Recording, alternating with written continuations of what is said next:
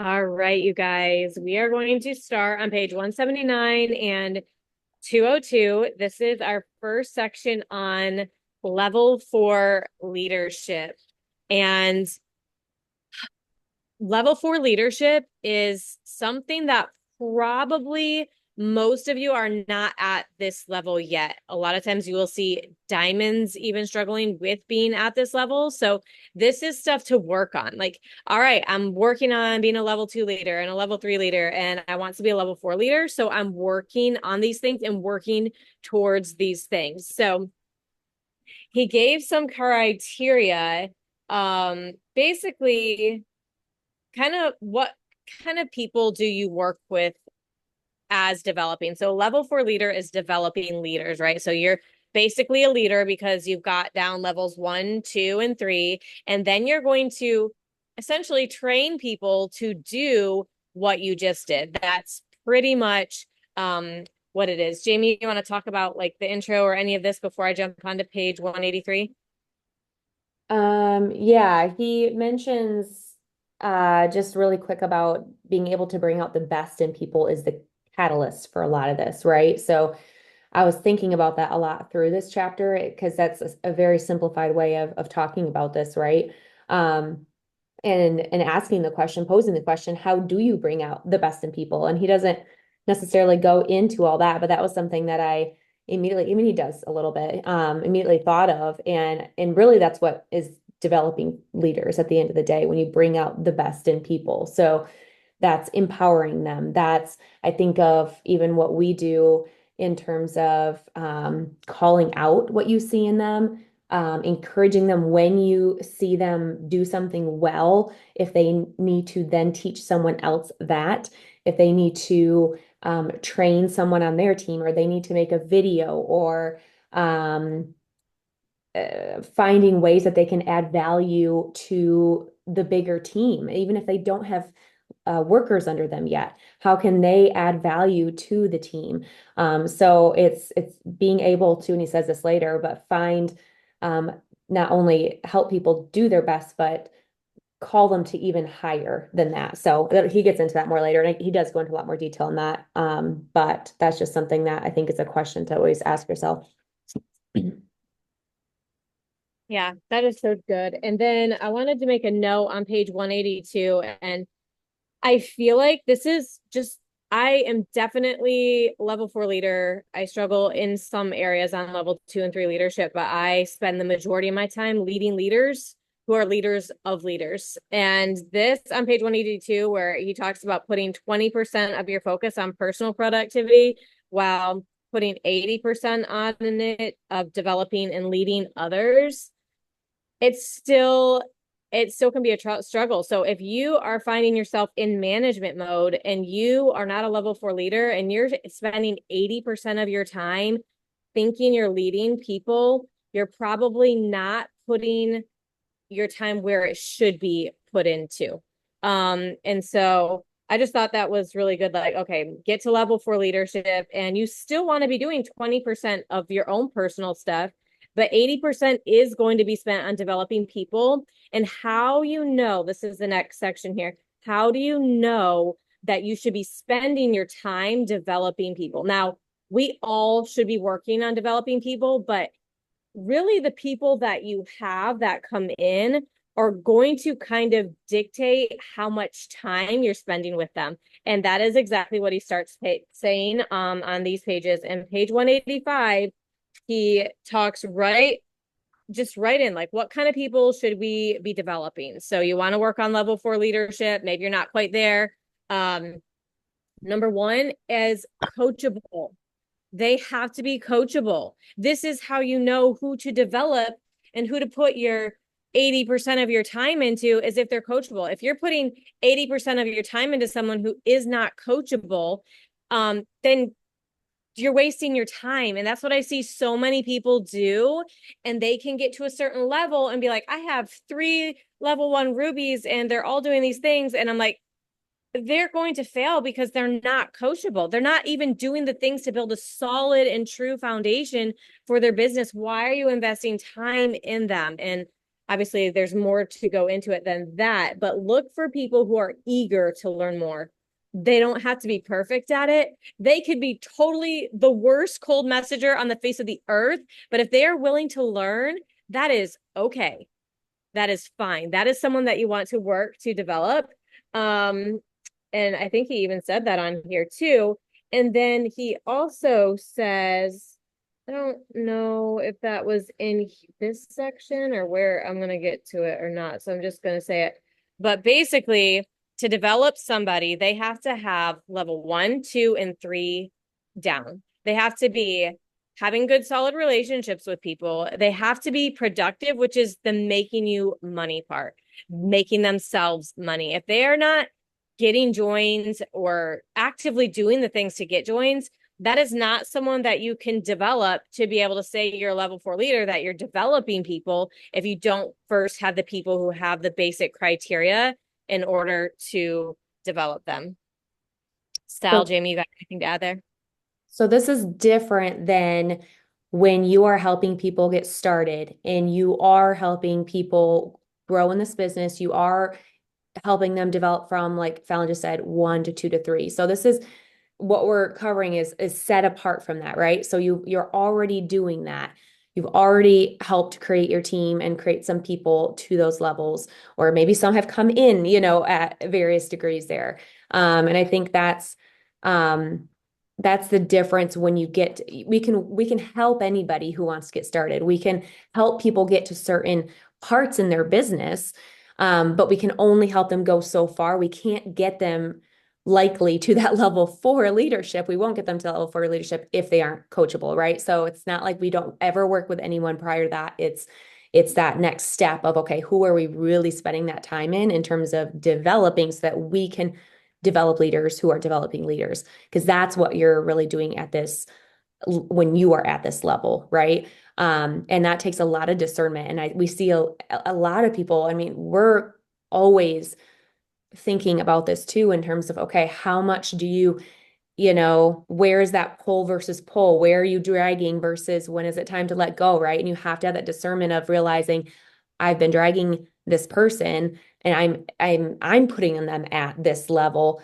but they're really down here. You're the one trying to like hold them up, but they're not holding themselves up there. It was on page 187. If you've been successful in leading on levels 1, 2, and 3, so this you have to lead people to on those levels. Like you're developing someone to be a level 1, then you're developing someone to be a level 2, and then you're developing them in the level 3 area. So these are all things you're developing them on. And then once they have those 3 areas down, you can develop them as to become a level 4 leader as you're leading them. So this is definitely the level where you're leading people in leadership. And how you know if you have a leader is if you're sick for the weekend or something, your dog dies or your grandma or something happens terrible, and you, for some weird reason, aren't on the calls, you can't do the event, like you aren't able to show up to crush the contest or whatever happens. I've seen it happen all different ways. But your team keeps going and your paycheck keeps growing, and you're not like, I stopped working for the week, which obviously we don't want to do that, but sometimes terrible things happen in life. If you aren't working for the week and you're like, where did my team go? Then you know you have leaders. You have developed some sort of leadership that they can just take their business and they can own it and they can do the things. That is a sure sign that you are on the path to having solid leaders. Is they don't need you to be the one leading them all of the time. And this, like I said, this is like jewel level, diamond level. This is stuff to grow into. Very rarely will a ruby, let alone a gold or senior gold, have like their solid leaders yet. So if you don't yet, that is totally normal. This is advanced level stuff that you're working towards, even as a gold, even as a silver, because this is where you're heading. And that's part of leadership, is navigating and knowing where you're heading. Yeah, and I just want to add on to that, like you won't get there by doing everything for your people either.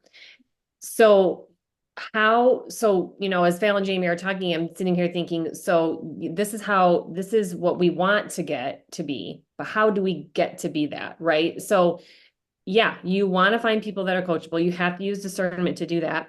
And then you might have to, this is where I struggled a little bit, I remember in my business, like holding their hand and spoon feeding versus giving them affirmations and telling them and showing them how to do it themselves. So if you are constantly doing it yourself because you are maybe anal about that, like you like have to have it your way, or it's just easier. He talked about that a little bit. It's easier to do it your way instead of showing them how to do it. You have to just get over that a little bit and teach them, right? Because you're not going to raise up any leaders if you're constantly doing it for them. You have to show them how to do it. And that sometimes means spoon feeding or hand holding or whatever that looks like, but then saying, this is how you do it. Let's do it together. Now you do it by yourself. Right. And so I struggled with that a little bit because I'm a little OCD when it comes to that. I'm just like, I'm just gonna do it myself. It's easier. And I thought about an analogy with my kids when they were little, like we would be baking together, in the kitchen or doing something together. And I would be like sometimes impatient because it just was taking forever for them to crack an egg or mix up the batter or whatever, right? And so I would just do it because it was faster and I was in a hurry or whatever. But that was not teaching my kids how to bake or teaching them, and showing them patience or whatever. And so I thought of that analogy a little bit today when we're helping our teams and teaching them. So if they are looking for something specific in a team page or whatever, not just sending it to them saying, this is where you can find it, go to the team page, type in search, just giving them the instructions to do it themselves.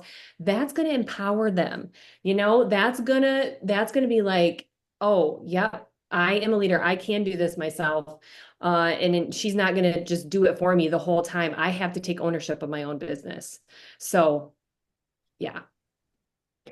My favorite method is to just close my eyes and just let them have at it. And then I open them and see what my kids or my team has created. And then I figure out what I can't watch. I'm like, yeah, just gonna leave. Just figure it out, you guys.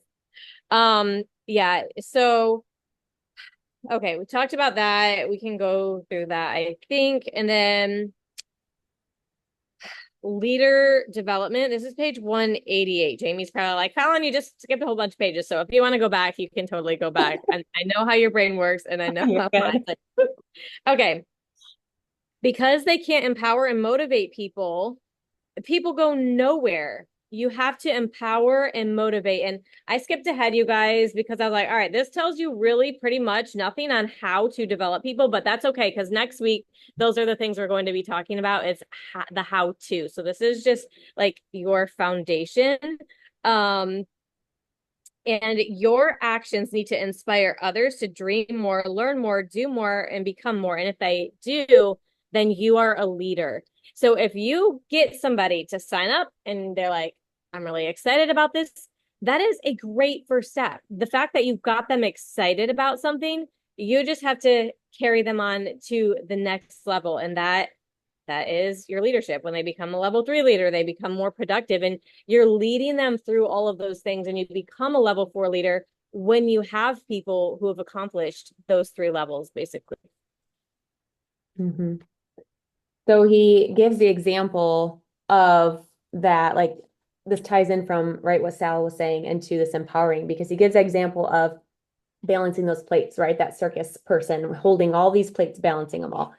And I've definitely had this working with people who have, especially when they've come from other either network marketing or different ways of building, and they have their hands like a little puppet master, like controlling everything. So if you feel the need to do that, like what Sal was talking about, that's where we need to be able to recognize that, right? And so the empowerment that Phallin has gotten into here, it's not just about, it's next level empowerment. So it's not just about delegating and telling people what to do and in managing things, right? That is a start, it is a start of sharing the load. but it goes into actual collaboration. It is working with them. It is talking, not just saying, hey, will you do this event with me and telling them what to do? It's actually planning the event together and getting ideas from your people and sharing the load of responsibility, letting some of them take the lead, maybe at times of initiating or whatever it may be. So it has to include the collaboration. And I thought of, what Phallin had just said too about the dreaming more, learning more, doing more. Does what we do, this is what the question that came to my mind, does what I do cause others to rise up to their potential? So it not only has to, just start them to do the dreaming more, the learning more, but you actually have to cause them to rise up and then to take that responsibility that he talks about later in the chapter and to actually follow through on things, right? Like Phallin said earlier, like if you walked away, they would still be doing whatever they need to do to grow their business and to reach their goals. And one thing I had so many things on this section that I really liked. I will try not to say them all. One thing that I think is super important, let me double check what I was going to say here. Okay, he mentions that leaders have to feel a weight of responsibility in terms of being a part of this team, in terms of your leadership and what you're growing, right? So he talks quite a bit on that. And I thought that was something that I feel like, one, it's a good place to check where you're at. If you feel any of that responsibility yet, that is a step into that level for leadership. And of course, it's empowering your people when you are bringing them to that spot as well. It's something that I felt quite a while ago. I know I've talked to you many times about this, Phallin, too, and I think I've voiced it in some team calls and stuff too. But when you are a part of team calls, when you're a part of book club, I not only started showing up for those and just checking the box to be there, but I was there because I felt responsible to add value. I was there when I was sick and had my video on if I could because I felt a responsibility to add value to people and to the team on there. So I was commenting, I was adding value on book club. It wasn't just because I had to, it wasn't just because it was my turn, it was because I felt a responsibility to other people on our team. And that's how I still show up. And that's why I still show up. I had one experience I want to quick share that when I first led my very first team call, and some of you might have heard this before, I remember I had my screen, I could mostly see myself and I could see a few people right up top because of how we record the calls, right? So one of those few people at the top was Cody. And I was nervous as all get out. I was like, it was my first team call, right? Was not a great team call, but I was very nervous. But the whole time I could see Cody's face right there, and she was smiling and she was nodding and she was engaging with me and she was just validating me through her nonverbal cues. It made all the difference for me during that call. It mattered. So, how are you showing up and adding value? She added value to me just by showing her face and smiling and nodding. And that made a difference. So having that ownership and responsibility as a part of a team goes a long way in some of those moments like that. I love that part. And that was what I like underlined and wanted to talk about too. I went to the Homesteaders of America conference, and one of my friends was doing a training in front of a couple thousand people. And she said she would find me in the crowd because I was nodding my head and agreeing, but everybody else was like blank slate faces. And I just like, that is important. Like when somebody is talking, they want feedback and the responsibility. He says right here, anyone who doesn't feel responsibility needs to examine their motives because they may be taking their responsibility too lightly. And I show up not because I have to most of these things. I feel responsible. Like I'm like Jamie, I cannot not show up. Like if the team is doing something, you guys are all my downline. I mean, they're not even all Jamie's downline, and she still feels responsibility to show up and lead. That is real leadership. And we definitely feel this strongly. when he owned 3 companies, he felt the weight of his responsibilities and leadership every single day. He, at the bottom line, the success of the organizations was dependent on him, and he felt that responsibility. And if you are like, yep, they got it, they can figure it out, and she's good to go, and she's amazing, and you just feel like leadership is just like, yep, I developed her and let her go do her thing. No, you should still feel that responsibility and do something about it. And that's going to change how you lead someone if you feel that responsibility. That's going to like be your thought process when you're supposed to be relaxing at night, or when you're in the shower, or when you're driving. It's like, how can I, and I know every single level 4 leader, they feel this. How can I help my team? That is our number one desire, is how can I help them be successful? How can I help them have what I have? Like, that is the goal. And I think he talks about that, it's way ahead, but on page 197, if you want to help, if you will help others get what they want, they will help you get what you want. And that, when I heard that years ago, was a major shift in my business and in my mentality, because I was so focused on production for myself, production for myself, production for myself, and getting joins and getting joins. And I was like, oh, if I actually slow down and help her get joins for herself, that's going to benefit her and it's going to benefit me. And that's a thought process that you need to become a level 4 leader. Want me to keep going? I jumped ahead to page You 196. jumped way ahead. So if you want to go back or In the move gaps, forward from there. I'm ready to go to 196. I don't even know what page we're on, you girls. We're hopping all over the place. I started it. I jumped way ahead too. Oh, I have nothing for 192 through 195. So if y'all do, okay, I have one thing actually. That's the page I was on. I landed on 192, Phal. So we'll start there if that's okay. The personal fulfillment part, I love this because this is something that I'm passionate about too. And I loved that the little example he gave about Eddie, and how Eddie said, it's because I like myself now when I'm with you. I was like, oh, yes, right? I mean, make your people like themselves when they're with you, right? What can you do to make them like themselves? And that's such a huge part of what we do here. I think pouring into people and developing them, it comes so much with a relationship, you guys. It's not just a number. This is their life-changing things that we can help them be, involved in. Right? Jamie and Sue and Tiff and Val, they all helped me literally change my life. And I am so grateful for that, right? And so think about your people under you who you're developing, who you see potential in and you're excited about. Are they loving themselves when they're with you? Are you helping them develop and potentially be a diamond and experience dreams and hopes that everything that came true for me? Are you doing that for your people?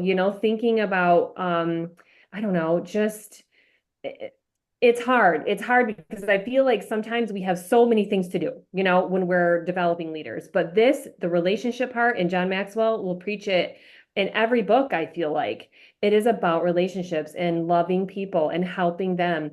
And you might have goals. And sometimes he talked about this too, like being selfish a little bit with your goals, and how, you might want to not give your time to them because of this or whatever. But thinking about your goals are going to be met by their goals being met, right? If you help them get strong in their leadership and reach their goals and build a strong team and duplicate, your goals are going to naturally just be met that way too, right? You don't have to be selfish or necessarily think about yourself if you're developing and helping your team reach their big goals too. So yeah. Val, you want to take us into the downside? Yeah, so that's what I wanted to talk about, was serving. That is what it is such a pet peeve when I hear people say that they don't want to do something that someone who's working hard under them is wanting them to do. I wanted a paycheck, so I wanted them successful. So I said yes to everything, including, and you all have heard it, getting out of bed at midnight. And that is not an exaggeration. That's not a joke. Tiffany did that to me. And I was just like, okay, here we go. Out of bed I go. And this is when she can do the call. And that's obviously extreme, but that is extremely how hungry I was to be successful. And she deserved my time. She was doing what I told her to do. She was getting tons of joins. She was creating workers and they were getting joins. Like she obviously deserved it. And so I gave her that. I think you just having the mentality of serving your people. What can I do for others? And I just think that people need to stop saying no so much. Stop having your schedule so much. If you actually want to be diamond, don't be so stuck on what you want and what works for you. Your schedule should be based off of what their schedule is. That is what I firmly believe. And that's probably one of the biggest areas that we see that in Plexus. I mean, most people do this because they want time freedom, and it is hard to give up your time to, it's your time. It's how you want to run your life. But I do think that not being selfish, and that's what he says, self-centeredness can cause leaders to neglect people development, and it really does. Um, yeah, that's all I got to say about that. Yeah, another one he talks about is insecurity that can get in the way. And I mean, I think there's so many, at the end of the day, we've said this and you've probably heard people say this before, but if you can bring in someone who ends up being a better leader than you, all the better. If you can develop people that go beyond where you go, that's amazing. That's incredible. And that's a hard thing to truly want and be okay with, because most of the time it's the insecurities that want to keep people below you maybe, or not getting to where you're at, or you standing apart from your team in some way. And if your people are winning and doing amazing, and you've helped develop them, or they've gone beyond, that's an incredible thing. And it's a very mature thing to be able to be okay with that. And I think, I mean, that can come into play in a lot of things too. I mean, I'm just going to say this, whether it pertains to this or not. Sometimes people struggle with who is either above or below you that is not working either. And there is this comparison, or there is this justification of what is okay or not okay in your mind. And it can self-sabotage and hold you back, whether it is you don't want to benefit someone above you, or you don't want someone below you to benefit from the person that you're helping between. And then there's all these feelings that can get in the way.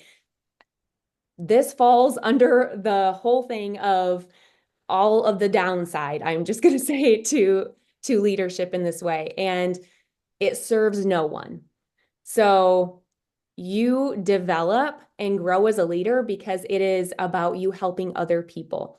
And if you are focused on what other people are not doing, then it is only going to sabotage yourself and the people that you could potentially help.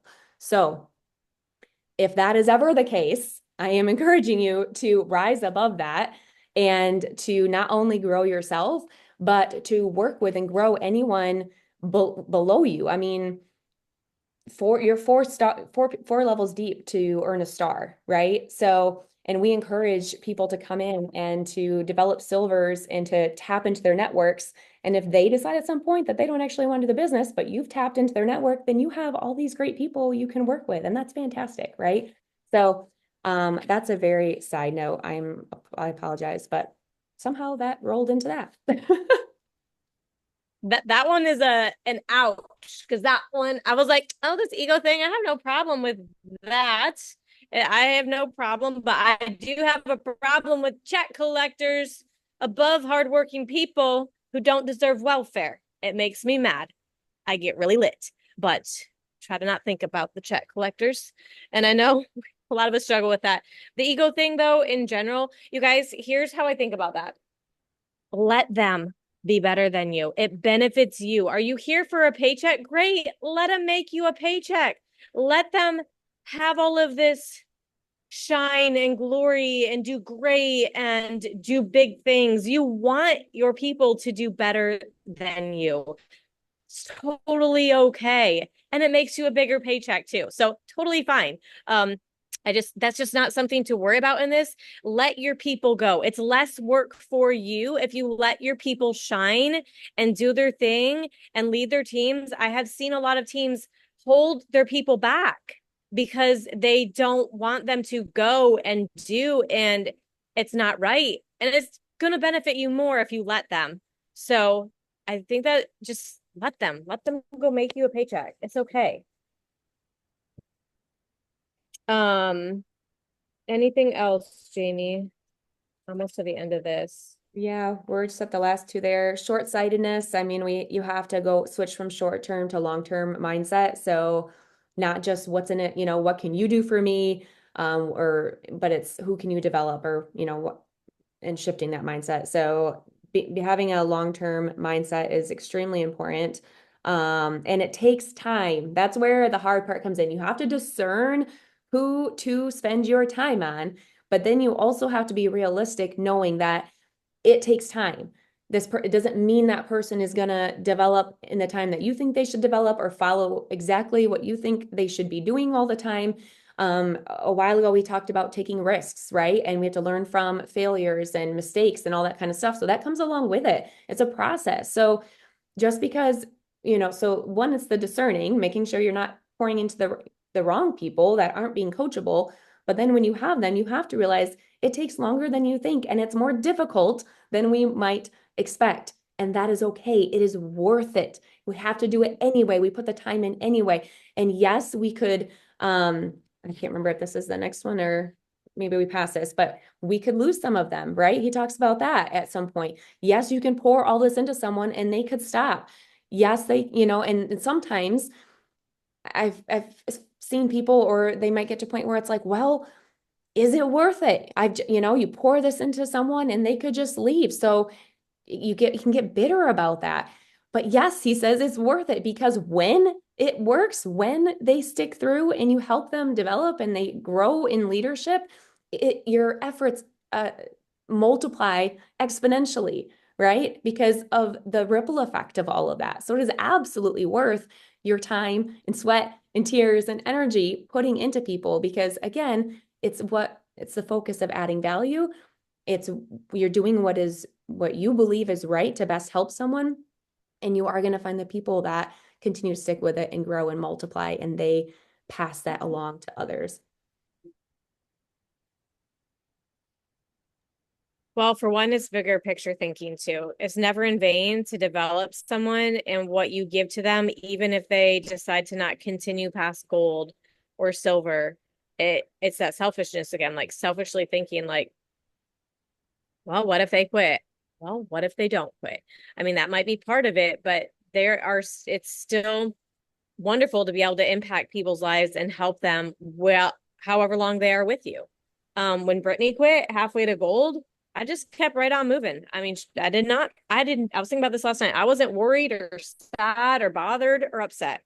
I just kept going and I knew that she would come back eventually. So I think that's always a good mentality to have. I had a senior Ruby leave and I was upset, but looking back now, I see totally it was okay. It was okay. It was God's, plan. It was a good thing, right?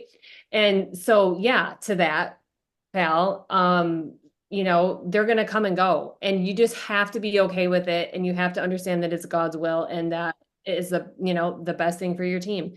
And so, I mean, just on the last part of it, you guys, like he said, leaders are pioneers and people who are willing to step out into the unknown and make mistakes and take the risks and do the challenges. And if you want to, I love how he said your job is to work your job is to work yourself out of your job. And so if you want to, I thought of, when I was reading that, work yourself out of your rank. And instead of your job, work yourself out of your rank, work yourself, develop people out of your rank. So you rank up, right? And so if you're a gold, work yourself out of gold to senior gold. And that's how you do that. You have to be willing to take risks. You have to lead from the front. If you're not doing some things, you can't expect your team to do it too. If you're not doing daily IPA, why? You have to, right? There's so many things, you have to lead with excellence. And I love that he said, uh, take risks, innovate, experiment in order to find new and better way of doing things. And that might mean failing. And that does not make you a bad leader. That makes you a good leader because failure is feedback. And so that shows your team it is okay to fail and you're going to fail on your way, right? And that's okay. But you are a pioneer of that. So embrace that. Like lead your team as a pioneer and work yourself out of your rank. There. Yes, amen. All right, ladies, and any gentlemen, if we have them, we'll go into some questions here. Okay, so that last part that was said is actually one of my favorite parts that I wrote down. Like the working yourself out of your rank. I thought to myself how we always talk about like how many golds. Sorry, one second. You're okay. You're okay. Go show daddy. Go show daddy. Sorry. um, so we always talk about like how many golds do you need to develop, right? Like under you. And so I was thinking about that, like if I'm a senior gold and I want to go ruby, then I need a senior gold to replace like my job when I was a senior gold. And so I just really liked that perspective. Um, I really liked that I like myself when I'm with you because I thought just about you guys and like I mean you're diamonds and you're here sometimes like in your pajamas with your messy hair or like the other day Phallin when you were like I was just chasing a pig like that like it's you're still like a real human and you're willing to like invest that time with us and that made me think just how much like the winning for one another part like is so true for all of you guys and like you just demonstrate that all the time and so I love when we're doing studies or something and I'm always like, that's our team. Like every, like I just love like when I have those little moments. And then since I'm audibling the book, I went a tiny bit too far. So I don't know if this is the very beginning of next times or the end of this times, but I wrote down the note of don't ask horses to climb trees because it cracked me up, but it gave me a really good perspective on finding the right type of builders. So sorry if that's next time, but yeah. Yeah, that was really good.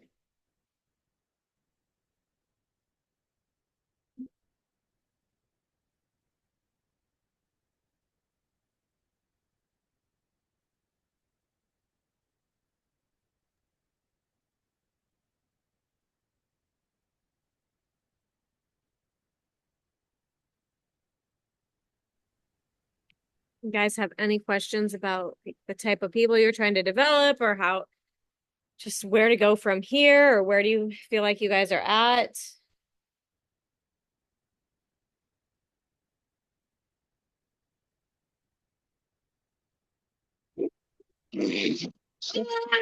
Sorry. It's like she knew I turned the microphone on. This isn't really a question, but I guess I just want to say out loud that it was a good reminder and it's probably just what I needed to hear of you you can't get bitter about having developed people and see them walk away. You have to remember that it's about them and enjoy the ride while you're doing it essentially and then keep looking for your people because I feel like I have been at this long enough that I have had some turnover and I probably fall into that category of almost being scared of feeling like is it worth it to keep digging. So it was good to hear that said, and if you have any other thoughts or wisdom that you would want to share along those lines or mindset tips, that would be awesome. I mean, probably what's helped me is like, even now, like, okay, if she's doing it, I can do it. And I can just tell you that all three of us have been there and we're still here where we are. We've been there with losing people. We've been there with golds quitting. We've been there with senior golds quitting. Sal just talked about a senior Ruby that quit. And that if you guys are looking at your points, you're like, oh my gosh, that's so scary to think about a senior Ruby quitting. Well, it's a slow fizzle of points. And to be honest, a lot of people still stick around. So a lot of their team usually ends up there at least for several years. So it's not as scary as it, see, Sel just said her points didn't even drop. It's not as scary as it sounds. I lost people at the beginning, and I remember that I was ranking and gaining points as quickly as I was losing. So it never really showed up because I was busy working other things. And I feel like if you just don't get stuck there, because if you do, it's kind of like self-sabotaging and you will see what you don't want to see, then you will see points fall or whatever. So just know that you're not alone.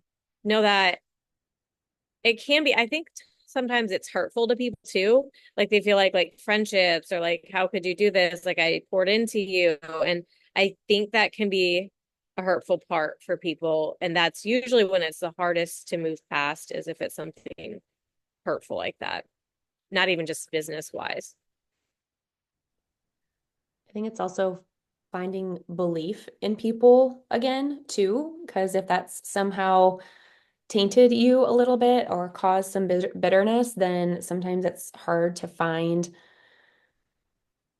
maybe that belief and vision in people again and realize, okay, yes, I do know or do believe that this is possible for someone, and I am gonna, truly breathe that belief into someone and give them vision again. Um, and I think I mean, again, it goes back to it's not all about you, it's not all about us, right? It's about adding value to other people, because that's ultimately how we grow as well. Um, and what John Maxwell points out in this book too is even if you lose some people along the way, the reason it's worth it is because again, you have the one, the two, the three people that stick with you to the end, that become the people that go to the top with you, that really link arms with you. That's all it really takes. I mean, I want to develop more than that. I have bigger goals than that, but you can certainly get to diamond with, one or two that develop a lot of other people, right? So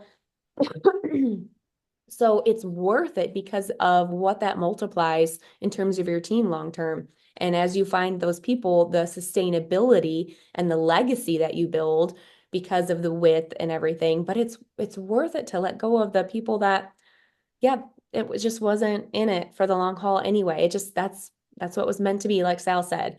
It even if you wanted it more than them, it wasn't meant to be, but that doesn't mean it's not worth it to pour into the other people. And I would hate to see someone else that has the potential to have their lives changed and the ripple effect, and to have that pass by where you could help develop someone else, right? Um, just think of the ripple effect of a diamond and how many lives that touches. If you imagine like the roots, right? And having multiple of those under you, like that's a lot of lives impacted, be it for health or business. So I guess I would challenge to think bigger and have bigger vision for yourself and dream bigger for your people, because those are some pretty amazing roots, and some pretty awesome impact. It feels almost selfish to think I have the capability and the knowledge to be able to pour into other people. It's the first time I felt it feel selfish to think I have that ability and that skill set, and how dare me, because of my own feelings, be scared to share that with others and help others and like extend that life raft out. It was so yeah, that Yeah, you're not going to let this one person who quit stop you from sharing with the other people who need it or want this or who are just waiting. So they're not going to win in any way. Like if that holds you back from sharing with other people, just keep sharing, keep moving forward.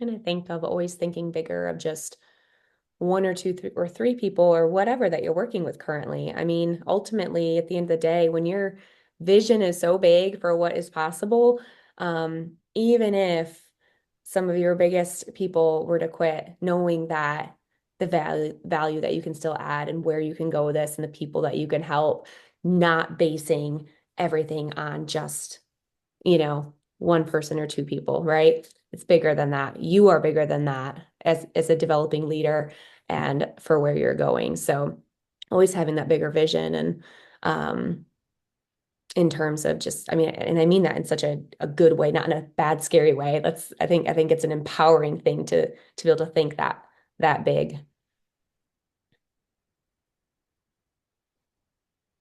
Do you think that continual growth actually attracts those people to maybe come back? Has that ever happened to you guys? When you've continued to grow your team and then somebody that might have stepped away comes back? Phallin, I'm pointing because that's where you're on my screen, but you had that with Brittany. Is she frozen just for me or for all of you too? She's frozen. Oh, there she is.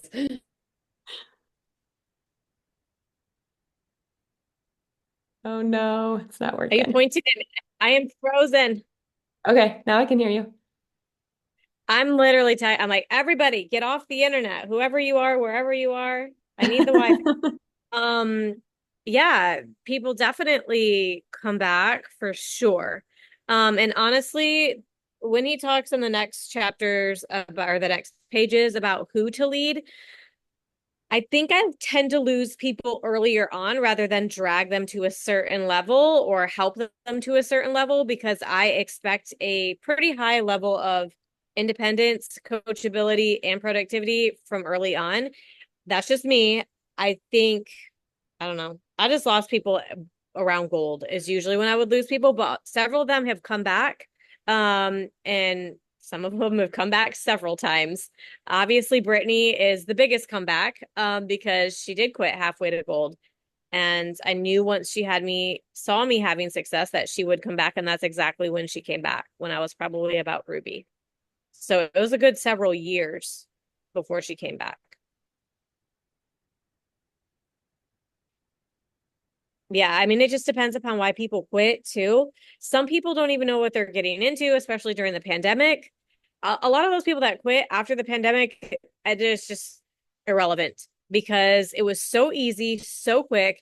As soon as it became real network marketing, they didn't want anything to do with it. So those were just lottery tickets. We just won a good bit of them. And then they're gone. And that's about that. So if anybody has that going on, I wouldn't worry about it. I wouldn't question your leadership or your capabilities or anything at all like that, even the slightest. That was totally a lucky time, basically.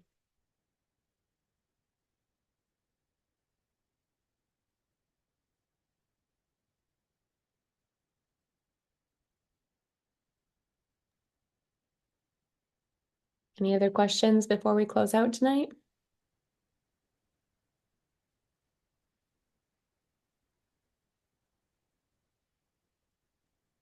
I have one. So I'm curious when you guys, obviously it was different where you are now to where you were, but when you were around like gold, senior gold level, what kinds of things were you like posting and stuff to attract like those like very, very hungry people, like the people that are willing to get up at midnight, let's say?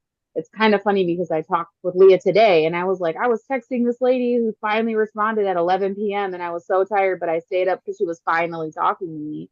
Um, how do you like initially determine or like initially attract those people that are like, yeah, I want like whatever my dream is so bad that I think I can use Plexus to get there, like bad enough to get up at midnight. Like I don't know. I'm probably going to talk a little bit about this on the call that I'm doing. I think knowing who you want to attract and then knowing how to post and communicate in that way.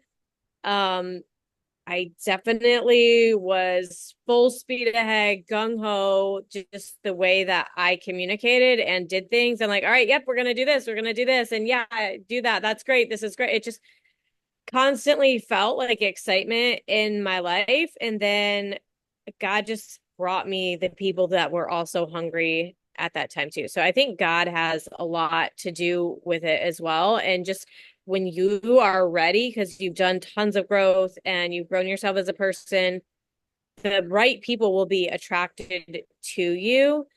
And the way that you're it's just honestly, you're posting, the way you communicate and who you are is going to determine the kind of people that you attract.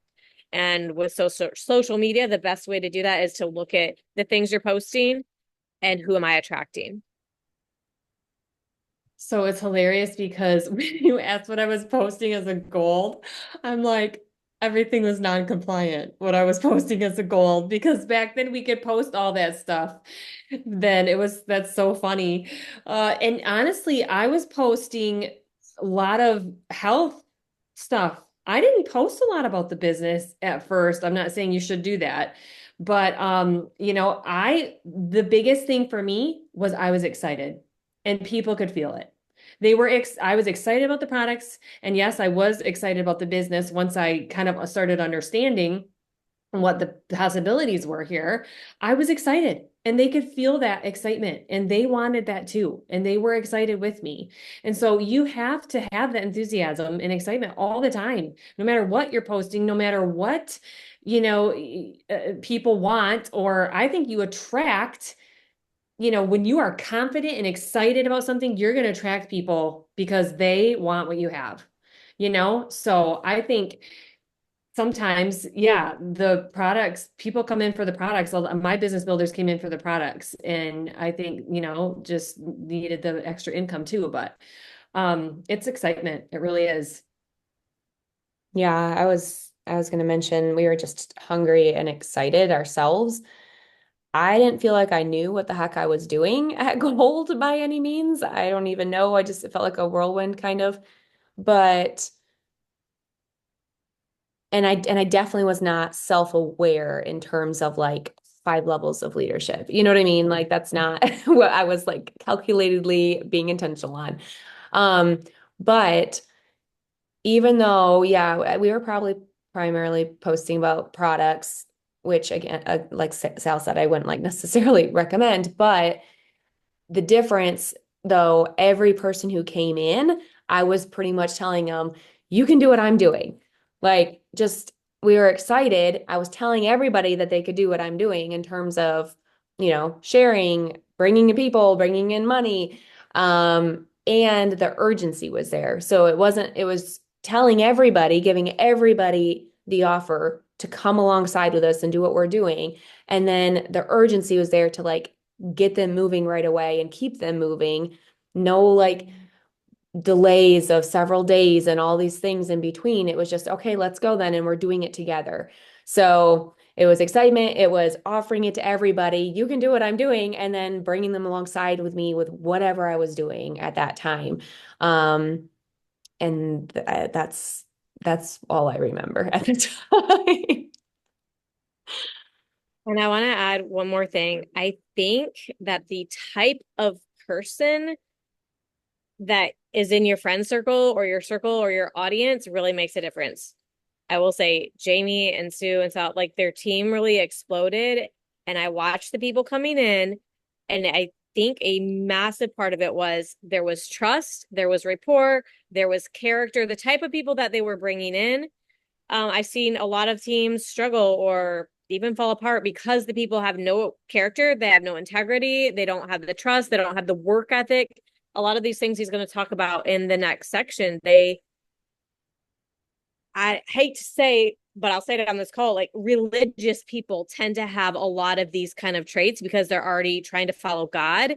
And a lot of these leadership principles have nothing to do with that, but you can live a good and solid life.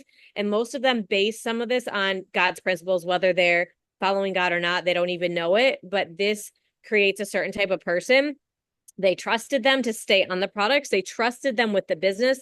They knew that they weren't going to be leading them astray. So I think just the type of people, because I was excited. I was posting in garage sale sites, like really low end garage sale sites. And no matter what I was doing, there was nothing that could translate to someone who can't get their mindset out of where they're like they don't want it. They don't even know that there's anything else out there. So I think the people that you talk to is really a huge part of it. Sometimes it's not even you or anything that you're doing. You just need a new circle or a new group or a new team or something. So a lot of it has to do with like outside of you, but it's still part of you. Anyways, all right, I'm going to talk about this a little bit probably on the call tonight, you guys, but we will see you in a couple weeks and go over the next pages. Thanks, guys.